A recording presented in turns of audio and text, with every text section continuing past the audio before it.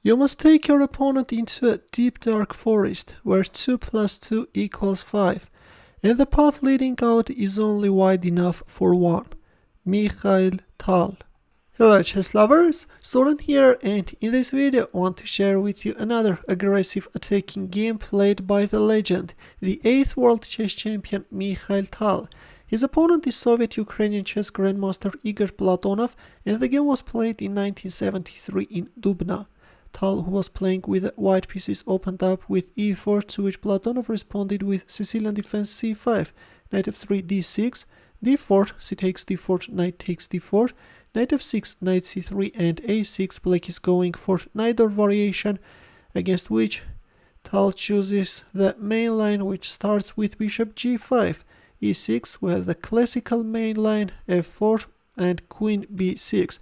This is a move which leads to double-edged positions.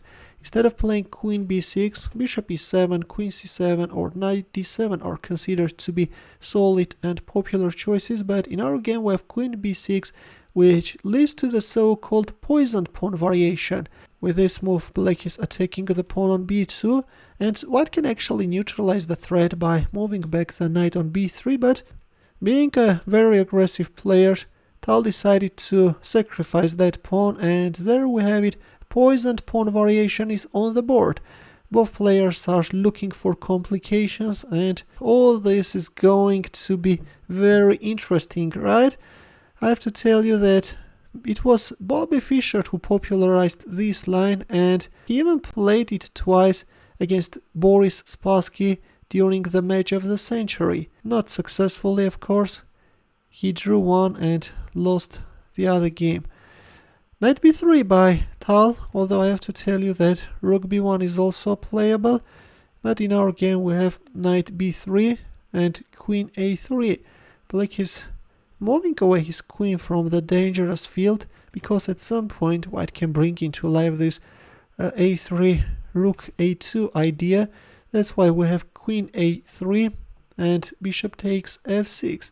I have to tell you that in the 7th game Boris Spassky chose bishop d3 against Fischer, and this is a move which Mikhail Tal has also played. For example, in that same year in 1973 against Leonid Zeit, he chose bishop d3, but this time he goes for bishop takes f6, which Spassky played in the decisive 11th game against Bobby Fischer.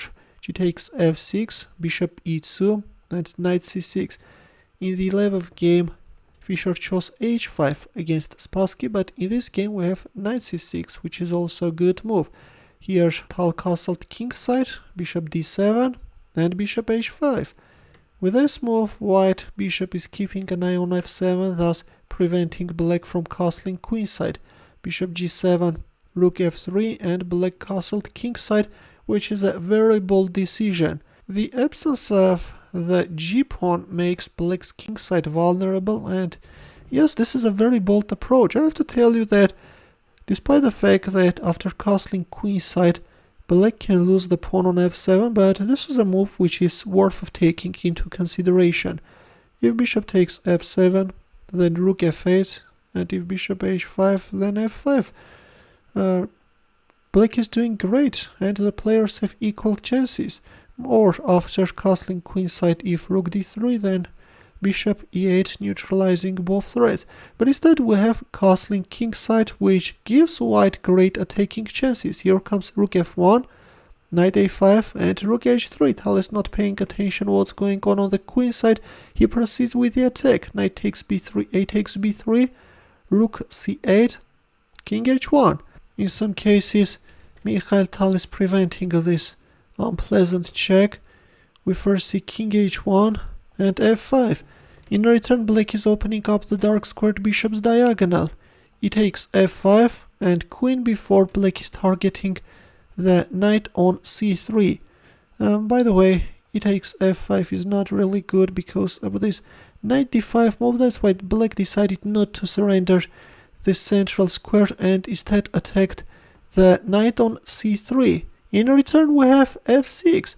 With this move, Tal is blocking the long diagonal and is inviting black's dark squared bishop to leave the g file, and this time we have f5. by making this move, Tal is opening up the queen's diagonal and is making a piece sacrifice. Black played rook takes c3, but it turns out that this is a mistake. Well, so far so good. Platonov was playing an excellent chess. And on the other hand, Tal's attack is tricky. With an accurate move, black can repel white's attack. And that move is e takes f5. If queen h6, then bishop g7. If knight d5, then once the queens are gone, black is doing just great. Despite the fact that black's pawn structure is weakened, but black has 2 extra pawns and a powerful bishop pair.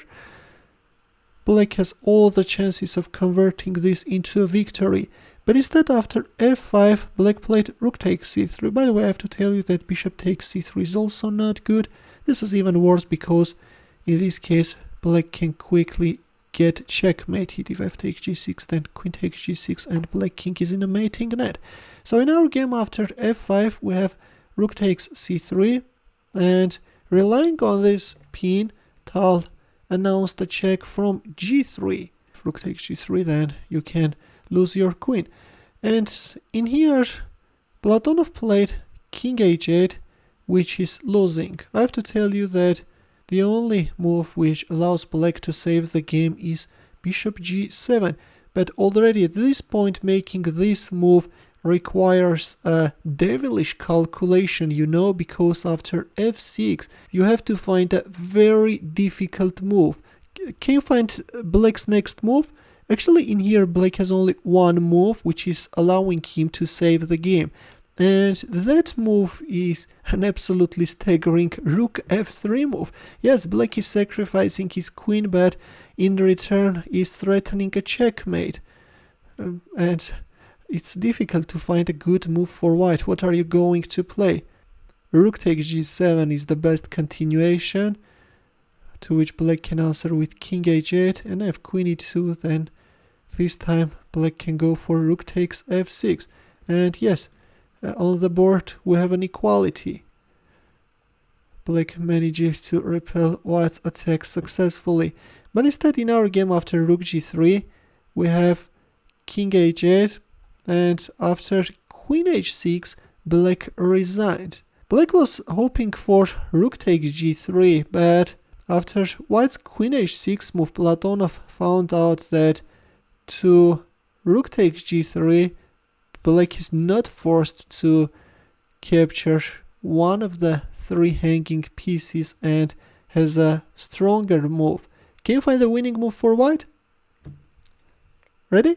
Well, actually, as I've already mentioned, right now we have 3 hanging pieces, but touching them can be catastrophic for white. If h takes g3, then bishop g7. If queen takes f6, then rook g7.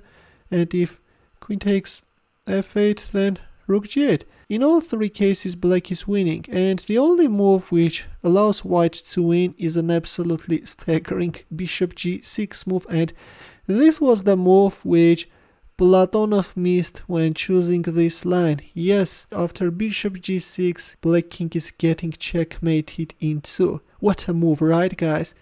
There are 3 hanging pieces, but instead of touching them, you're sacrificing a piece. Typical Tal game, but it's a pity that Platonov resigned too early and didn't allow his opponent to make this move. Now if f takes g6, then queen takes f8, checkmate will follow. Or if rook takes g6, white can play f takes g6, and yes, black king is getting mated in 1. The rook is hanging and also the pawn on h7. Let's just make a random move, bishop g7, then queen takes h7, checkmate will follow. That's why understanding that the killer move is bishop g6 after queen h6, Platonov resigned. Another exciting game where Mikhail Tal took his opponent into a deep dark forest where 2 + 2 = 5, and the path leading out is only wide enough for 1.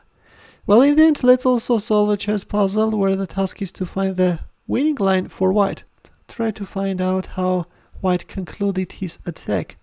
With the white pieces is playing Iron Tigran, and I will wait for your answer in the comment section.